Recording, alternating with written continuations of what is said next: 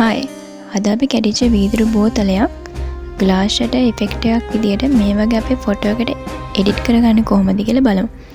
ඔයාලට පේනවා ඇති මම මේ වගේ කැඩිච්ච වීදුරු බෝතලයක් අරගෙන මේ විදියට එක හදා ගන්නවා.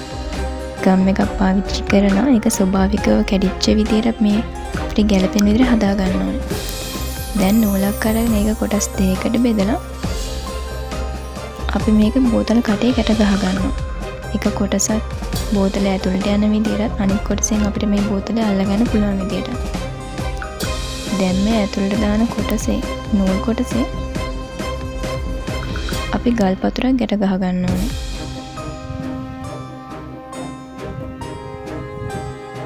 මම මේ වීඩියෝ එක කරන වලට පේනවා ඇති ඒක. අපිට පුළුවන් ගම් එක පාවිච්චි කරලා මේ වීදුරුව කැඩලා තියෙන තැනට මේ ගල එන විදියට නූලෙන් මේක අලව ගන්න.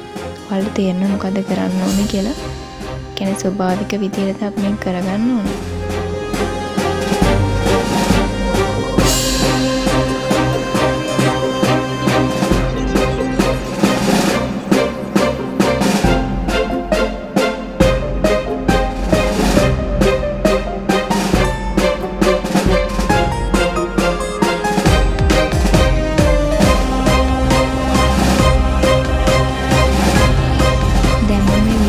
දෙකම හදාගෙන ඉවරයි. ඔයාලට පේනවා ඇති.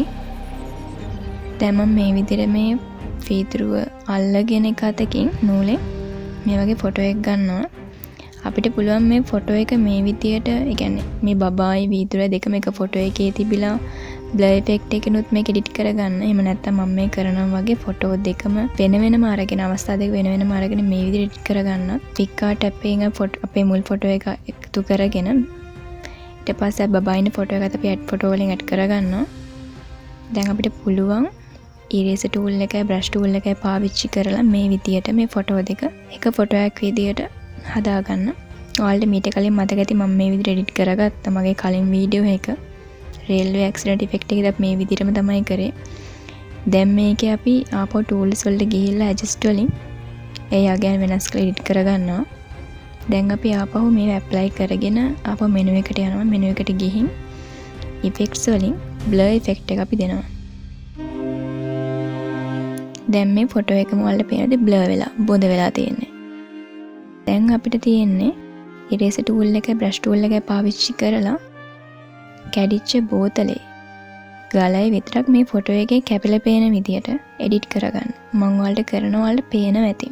අද ලොකු දෙයක් නැහැ අලුතෙන් ඉගෙන ගන්න. මේ හැමදේම මම ඔයාලට කලින් වීඩියෝස් වල කියලා දීලා තියෙනවා පැහැදිලිව මීට වඩා හොඳට. මේ රේසර් ටූල් එකෙන් බ්‍රෂ් ටූල් එකෙන් වෙන්නේ මොනවද? බ්ලර් ඉෆෙක්ට් එකෙන් වෙන්නේ මොනවද? මේ හැමදේම වගේ මම ඔයාලට කියලා දීලා තියෙනවා. පරණ දැනුමත් එක්ක තමයි අද අපි මේ එඩිට් එක කරගන්නේ. මේ විදියට අවශ්‍ය තැන් විතරක් අපි පොද කරගන්නවා.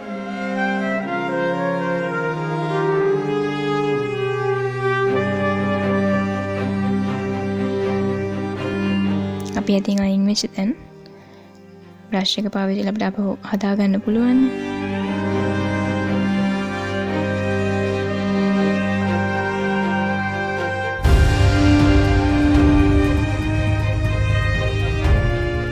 මේකේ තියෙන වැදගත්ම දේ තමයි ඔයාලට බ්‍රෂ් එකේ ඉරේස් එකේ සයිස් එක හાર્ඩ්නස් එක වෙනස් කරගන්න පුළුවන්. ඔපැසිටි එක වෙනස් කරගන්න පුළුවන් හැකියාව තියෙනවා. දැන් අපි මේක ඇප්ලයි කරගෙන ආපහු යනවා ඇඩ් ෆොටෝ වලට.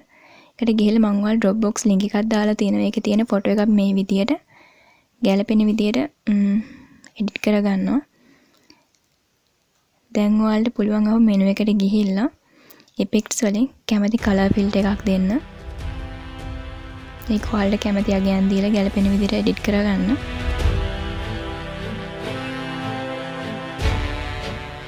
ඊට පස්සේ ආපහු tools වල adjust වල ගිහිල්ලා මේ වගේ ෆොටෝ එක එඩිට් කරගමු. දැන් අපේ ෆික් ආර්ට් ඇප් එකේ වැඩ ඉවරයි. දැන් අපි ස්නැප්සීඩ් ඇප් එකට යනවා. ප්ලස් ලකුණෙන් අපිට ෆොටෝ එක ඇඩ් කරගන්න පුළුවන්. ඒකේ තියෙනවා ටූල්ස් කියලා ඔප්ෂන් එකක්. මේකේ තියෙනවා ඔයාලට හීලින් කියලා ටූල් එකක්. මේ හීලින් ටූල් එකෙන් කරන්නේ අපිට අනවශ්‍ය දේවල් ෆොටෝ එකේ අනවශ්‍ය දේවල් අයින් කරලා දෙන එක. ඔයාලට පේනවා ඇති අපිට නූල ඇත්තටම ඕනේ නැහැ. එතකොට ස්වභාවික ගතියක් නැහැනේ ෆොටෝ එකේ. නිසා අපි මේ හීලින් ටූල් එක පාවිච්චි කරලා මේ නූල අපි අයින් කරගන්නවා මේ විදියට.